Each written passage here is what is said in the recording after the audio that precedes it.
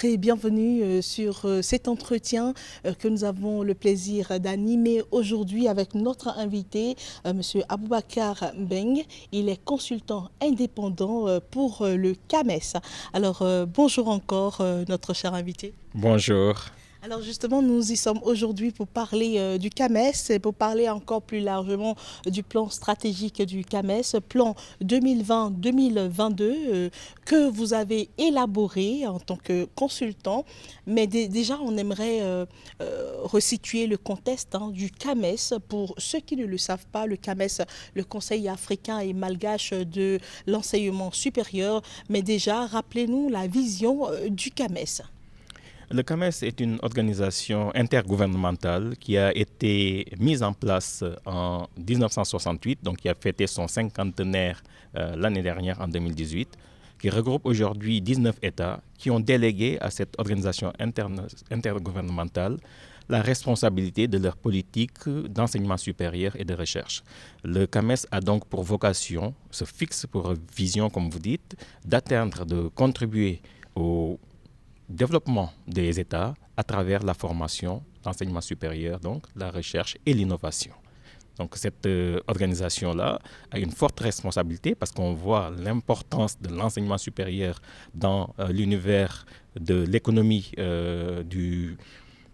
des connaissances où le savoir est véritablement la première arme, le premier moyen, le premier outil de développement des États, des nations.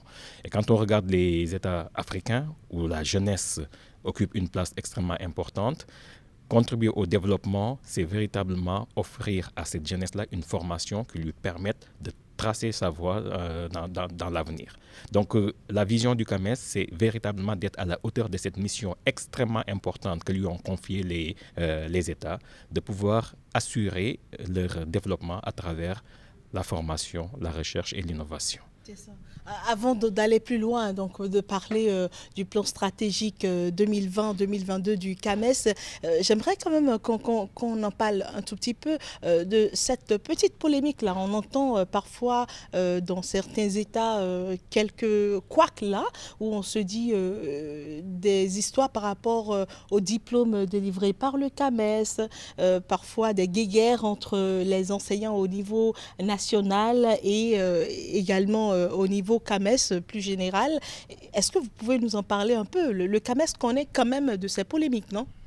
Je pourrais vous en parler beaucoup, mais je fais la différence entre ce qui est véritablement l'essentiel et l'accessoire. Je vous disais que le CAMES a la responsabilité de la politique d'enseignement supérieur et de recherche de 19 États. Ce n'est pas rien. Par rapport à 19 États, les problèmes d'ego ou les problèmes personnels de quelques individus sont relativement mineurs. Alors, ça ne veut pas dire qu'ils sont insignifiants, mais je fais la différence entre la finalité d'une organisation comme le CAMES qui a des responsabilités extrêmement importantes, des responsabilités d'État et des problèmes, j'allais dire, humains éventuellement, justifiés, pas justifiés, c'est un autre débat, mais qui sont à une échelle qui est bien moindre. Donc je pourrais en parler beaucoup, mais je ne le ferai pas. Je viendrai surtout sur la mission importante de ce CAMES-là, et c'est à travers l'atteinte de la mission de ce CAMES-là qu'on peut résoudre les problèmes humains d'une certaine manière. Quand les gens comprendront clairement quelle est la mission du CAMES, quelle est la vision du CAMES et qu'est-ce que le CAMES est en train de faire pour atteindre cet objectif-là, je pense que les problèmes humains apparaîtront comme secondaires d'eux-mêmes.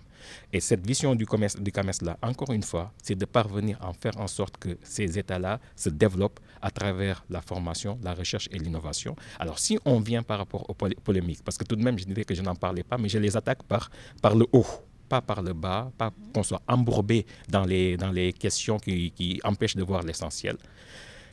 Le CAMES se dote à travers son plan stratégique d'un code d'éthique et de déontologie. Le code d'éthique, c'est le premier axe. Le code d'éthique et de déontologie, ça permet de régler la manière de fonctionner ensemble avec des éléments clairs. Alors, il faut que ça soit clair, il faut que ça soit expliqué, il faut parvenir à faire en sorte que les gens s'approprient ce code d'éthique et de déontologie et que les principes soient respectés. Quand il y a des manquements avérés, qu'il y ait sanctions. Alors, dans cette affaire-là, je suis de ceux qui pensent que l'aspect pédagogique est plus important que l'aspect sanction. Donc, il faut expliquer et il faut montrer pourquoi on est en train de faire ça et puis, effectivement, être ferme pas forcément sévère, mais être ferme, être déterminé, parce que c'est quelque chose qui est fondamental. Si on ne respecte pas les règles d'éthique et de déontologie, on ne peut rien faire. Donc c'est les bases, c'est les fondations qui font qu'on puisse construire là-dessus.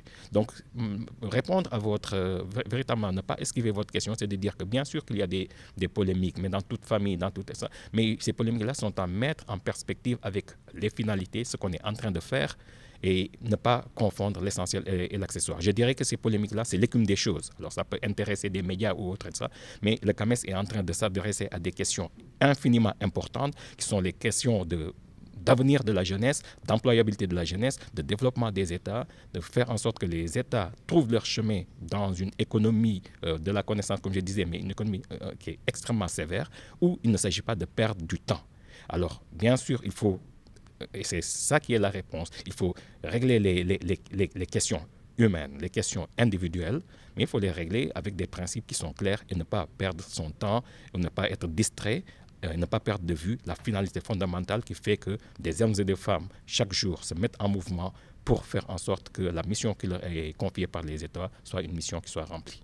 Alors, Monsieur Aboubacar Mbeng, c'est vous qui avez élaboré le plan d'action, le plan stratégique du CAMES 2020-2022. Déjà, dites-nous, c'est quoi l'évolution qu'il y a par rapport au plan précédent 2015-2019? Quelle est l'avancée avec ce nouveau plan stratégique?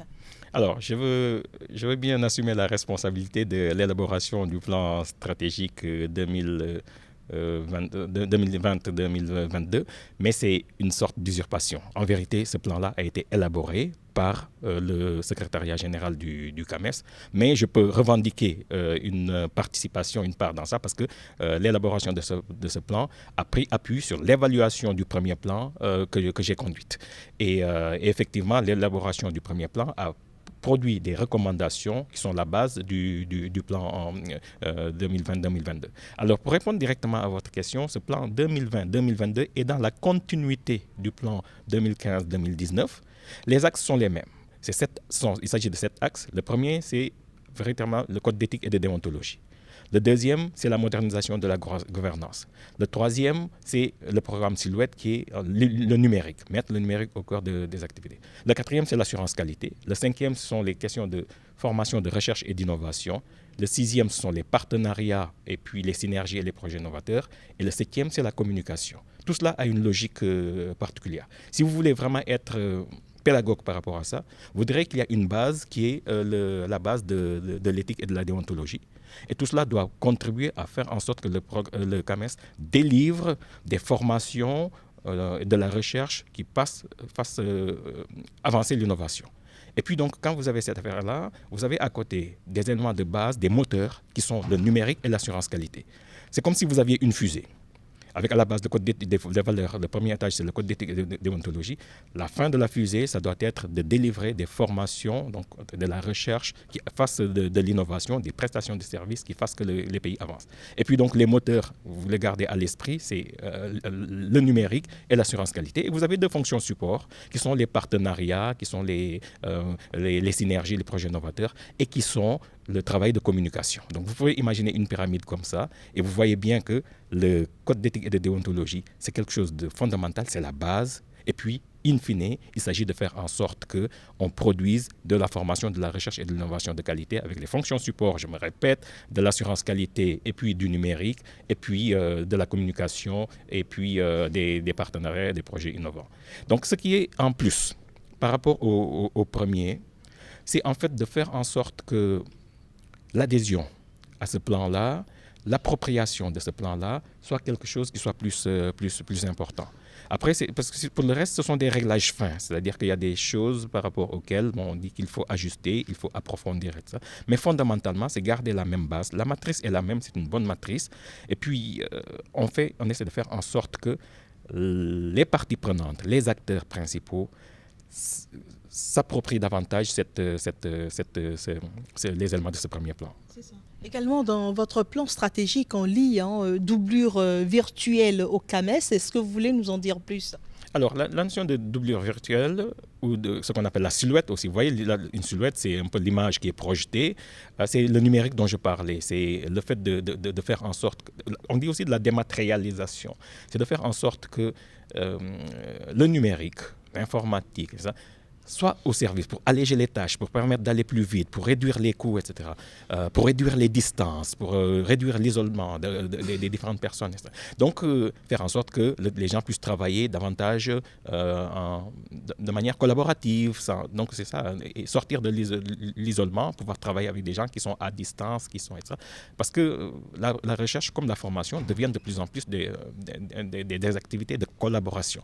Donc, et puis cela permet de gagner du temps, de réduire les coûts. Vous imaginez quand il y avait certains programmes où il fallait prendre des dossiers numériques, les transporter par des cantines, avec des physiques, etc. Tous ces éléments-là, maintenant, c'est quelque chose qui est complètement éliminé avec les risques d'erreur. Etc. Donc, c'est vraiment la double virtuelle, c'est silhouette, c'est de faire en sorte que l'informatisation, le numérique, le digital, soit au service des activités de formation, de recherche du commerce. C'est quelque chose d'extrêmement important parce que les solutions que ça apporte, les réponses que ça apporte sont multiples et c'est un des axes sur lesquels le commerce a beaucoup avancé et continue d'avancer. C'est ça.